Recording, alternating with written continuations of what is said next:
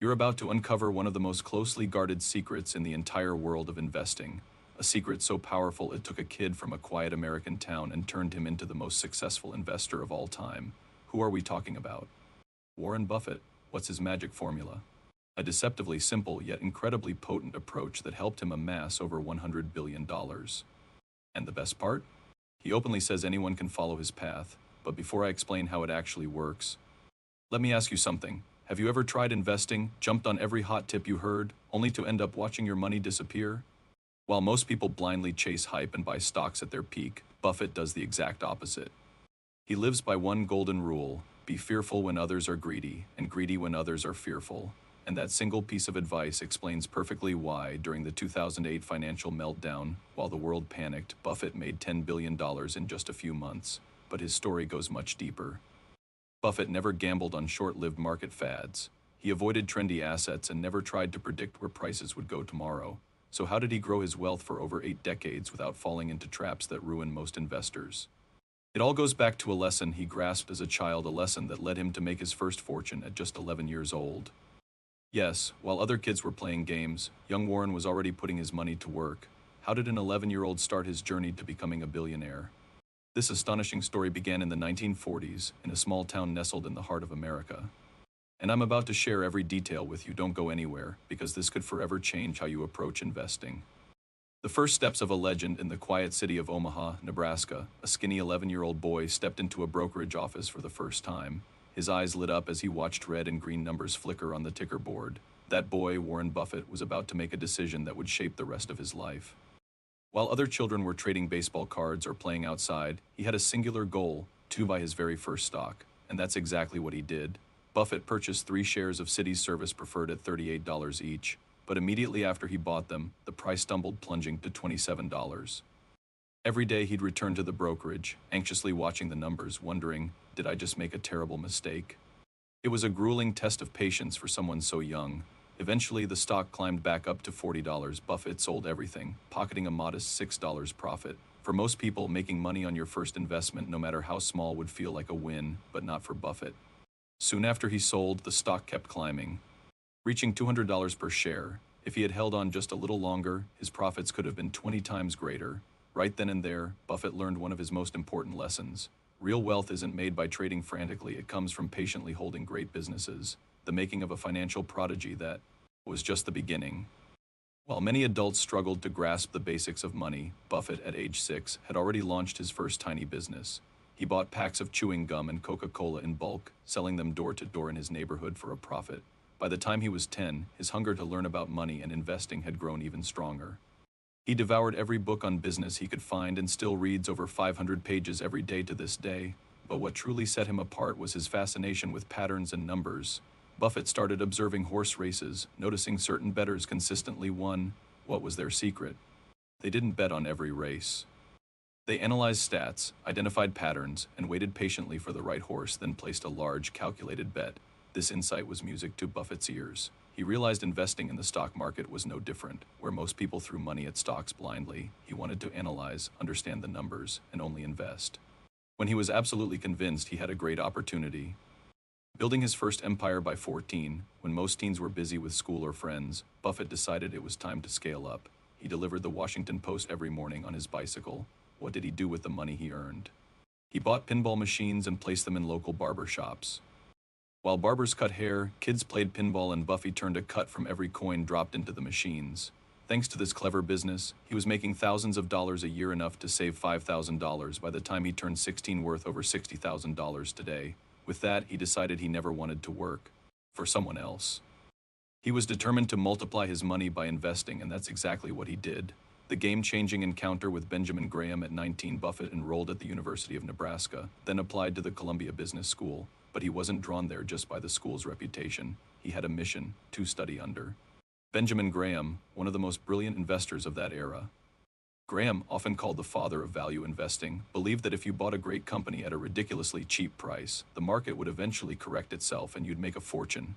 Buffett absorbed every word Graham wrote. When he graduated, he shocked everyone. He offered to work for Graham for free. Graham initially turned him down.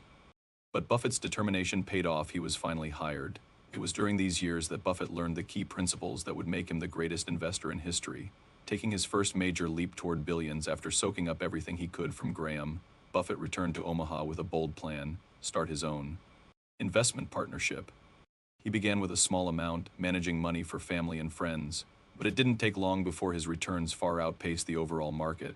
Buffett applied the same strategy he learned from Graham: find undervalued companies, invest significantly, and hold for the long term. The results were extraordinary. His fund grew at a staggering rate. And then Buffett made one of the most brilliant moves of his entire career. He acquired a struggling textile manufacturer called Berkshire Hathaway. Instead of trying to fix the dying textile business, he turned Berkshire into an investment vehicle. Through it, he began buying major stakes in companies like Coca-Cola, American Express, and eventually Apple, and the rest, as they say, is history. The big question: how does Buffett actually pick his stocks? So how does Buffett choose which companies to invest in? Is there a secret formula behind his decisions? And more importantly, can you use the same strategy, even if you don't have millions? The answer is surprisingly simple, yet incredibly powerful. Let's break it down. The core principle: buy businesses, not stocks. The first thing you need to understand is that, to Buffett, stocks aren't just blinking numbers on a screen. When he buys shares, he sees himself as purchasing a slice of an actual business. Think of it like this: if someone offered you a small bakery for $100,000, you wouldn't base your decision on what someone else paid for it yesterday or what you guess it might sell for tomorrow. You'd do your homework. Is the bakery profitable? Does it have loyal customers? How is the competition in the area? Does the owner run it well? Buffett applies that same logic to public companies. He ignores day-to-day price swings and focuses on solid, profitable businesses with predictable earnings and long-term growth. The golden rule: only invest in what you understand. One of the biggest mistakes new investors make is buying trendy stocks in industries they know nothing about. Buffett refuses to do that. He only invests in businesses he can explain in a single, clear sentence. Examples: Coca-Cola sells beverages worldwide and earns massive profits doing it. Apple creates products people love and can't live without. American Express provides financial services businesses and consumers use every day. Now compare that to a speculative biotech startup promising to revolutionize something but with no clear path to profits. Buffett simply avoids those. He sticks with easy-to-understand businesses, then lets time and compounding work in his favor. The key to massive returns: buy cheap, hold forever.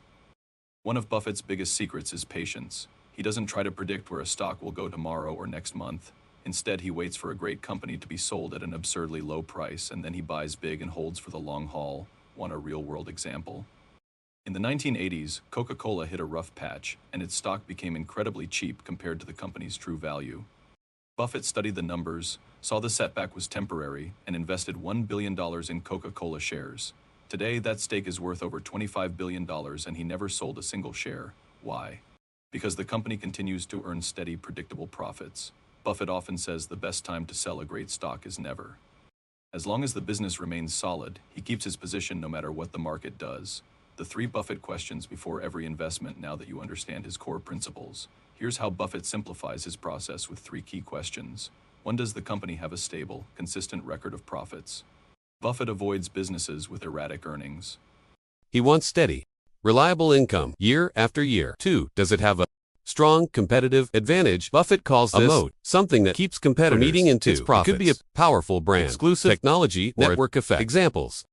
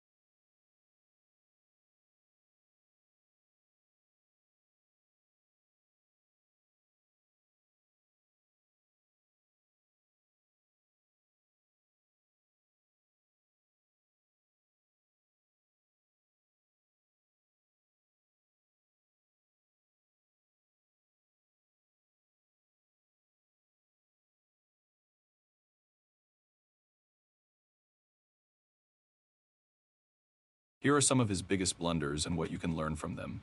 Mistake number 1, buying bad businesses just because they were cheap in the 1990s. Buffett invested $358 million in Dexter shoes because the stock was extremely cheap, but Dexter lacked a competitive edge. Soon it couldn't compete with cheaper shoe manufacturers overseas, and the entire investment went to zero. Buffett later said, "I could have just thrown that money into the ocean, and the result would have been the same." Lesson: a low price isn't enough, you must buy businesses with real, lasting advantages. Mistake number 2, hesitating too long to buy great companies. Buffett's caution sometimes made him miss huge opportunities. He could have bought Amazon or Google early on, but didn't, thinking tech was too unpredictable. Those stocks went on to multiply many times over, and he called skipping them some of his biggest regrets. Lesson: when you find a great company with solid growth and a moat, don't wait forever hoping for a better price. Mistake number 3, trusting the wrong people. Buffett once heavily invested in Salomon Brothers, a major investment bank. The bank later got caught in a scandal that almost destroyed it. Buffett had to step in personally to save the company, suffering huge stress and losses. Lesson: always check who's leading the company. A solid management team is critical. Bad leaders can sink even a good business. What would Buffett do if he were starting from zero today? Buffett has been asked many times how he'd invest if he were just getting started. Here's what he recommends. 1. Buy an S&P 500 index fund. For most people, he says simply buying a low-cost index fund that tracks America's 500 biggest companies beats trying to pick stocks individually. Examples he's praised: Apple, Coca-Cola, McDonald's, Johnson & Johnson. He views downturns as buying opportunities, not reasons to sell. To invest in great companies and hold them for decades, choose firms with strong profits, wide moats, and simple business models. 3. Ignore market noise. Buffett doesn't panic during crises or chase headlines. He sums it up perfectly. Time in the market beats timing the market. Now you know exactly how Warren Buffett built his fortune and how you can apply his strategies yourself, even if you're just starting out. So what do you think? Are you already investing, or are you just getting started? Drop a comment below to share your experience. And if you enjoyed this, make sure you subscribe. In the next video, we'll reveal Buffett's recent investments and what they mean for the future of the markets. See you soon.